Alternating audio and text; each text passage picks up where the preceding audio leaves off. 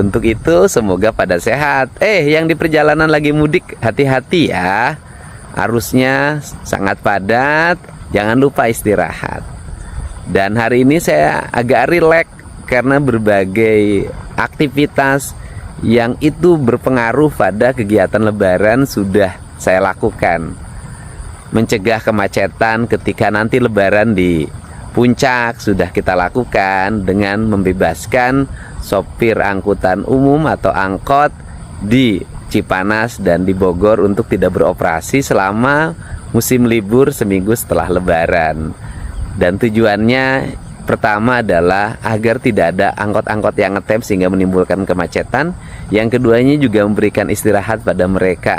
Biarkan mereka seminggu nggak kerja tapi dapat penghasilan, karena mereka sangat terbatas penghasilannya sekarang. Kemudian juga hibich sekarang sudah hijau, sudah ditanamin. Hari ini hari terakhir alat-alat berat beroperasi. Dan kemudian juga para pegawainya sekarang sudah nanam pohon. Ya sedikit-sedikit juga ada bantuan untuk menjelang lebaran. Buat adik-adikku yang kemarin sempat saya tegur, saya marah, saya tidak punya niat apapun ya, kecuali ya satu aja, hidup harus empati. Walaupun saya misalnya ada pernyataan dulu akan membantu tanggal 27, nah kemudian ketika ada orang yang lagi kerja, bantuin dong, hanya sekedar nanam satu pohon. Dan saya dengar mereka sudah menanam pohon ya, dan insya Allah nanti saya akan merealisasikan apa yang menjadi harapannya. Dan kemudian kok jumlahnya nggak gede, yang dibantunya banyak, bukan satu orang, ratusan ya, ratusan. Itu pun saya nyisihin buat jatahnya nih, yang sebagian disisihin ke sana. Kemudian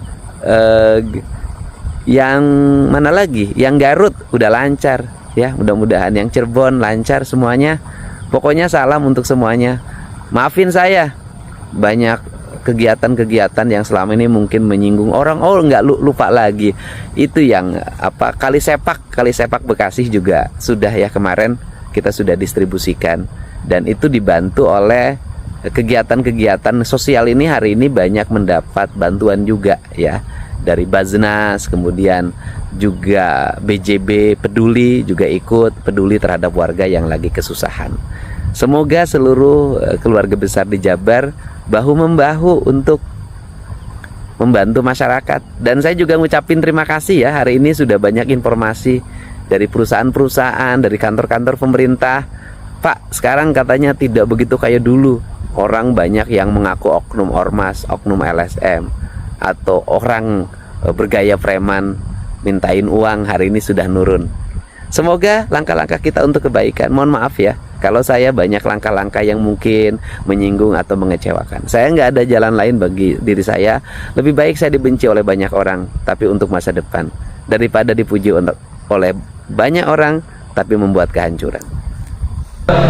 Kepada yang terhormat Haji Dedi Mulyadi SHMM dipersilakan.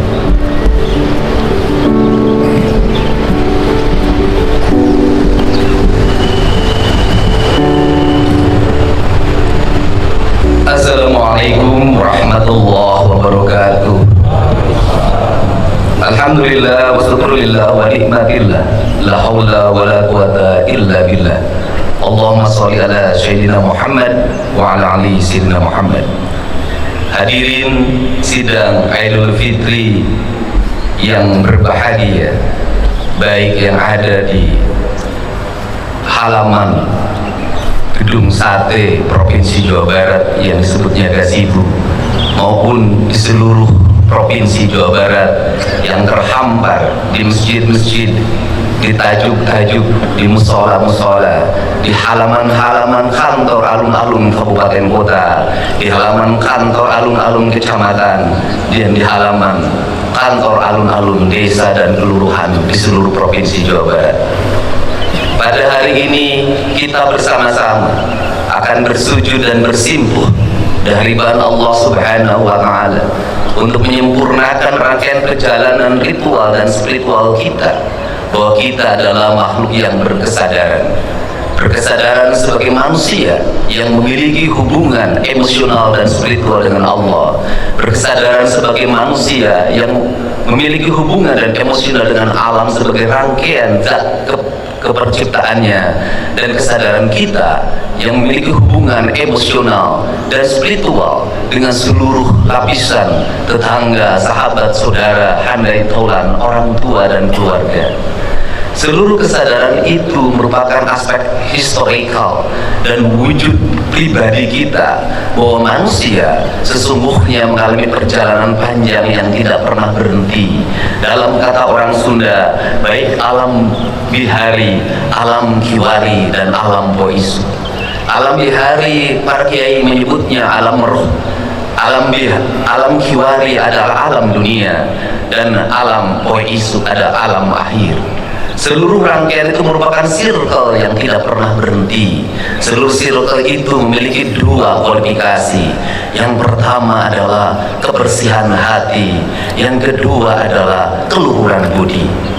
Kebersihan hati adalah, dalam kaidah orang Sunda menyebutnya, celik putih, celak herang, canggulan 14, jalan gede, sesapuan, adalah kebersihan jiwa, karena jiwa yang bersihlah yang akan mampu memiliki empati pada sesama hidup. Maka tugas pemimpin sebagai gubernur Jawa Barat hari ini adalah bagaimana membangun rasa empati antara pemimpin dengan rakyatnya, bukan dengan ucapan tetapi dengan tindakan.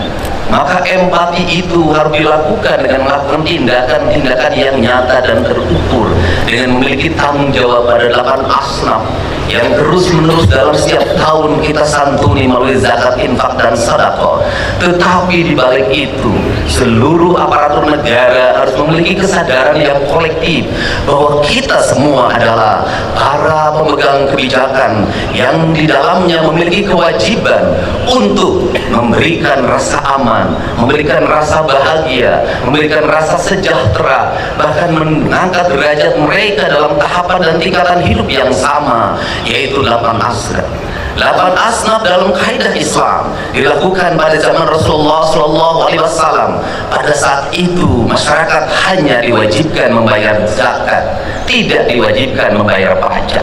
Sedangkan kita pada hari ini, para penyelenggara negara, baik eksekutif maupun legislatif, memegang kapasitas melakukan pengelolaan terhadap anggaran belanja dan pembangunan negara atau APBN, APBD, anggaran belanja dan pembangunan daerah Provinsi Jawa Barat. Yang paling mendasar adalah bagaimana anggaran itu terdistribusi untuk mewujudkan rasa adil pada 8 asnaf itu.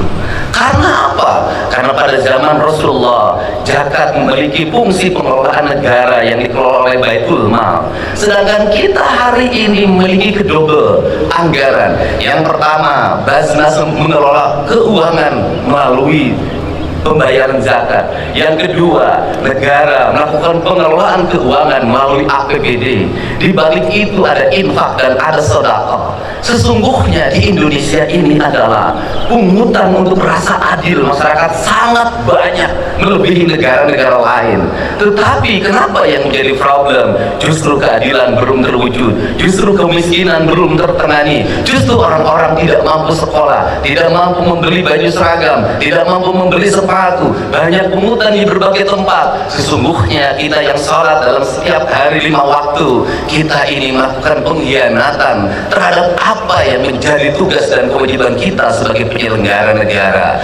Alangkah malunya kita di hadapan Allah di negeri yang beriman dan beramal soleh ini, ketika pungutan negara ada, pungutan zakat ada, tetapi rasa adil belum terwujud. Berarti kita sebagai penyelenggara negara belum bisa memaknai dan memahami Islam secara paripurna.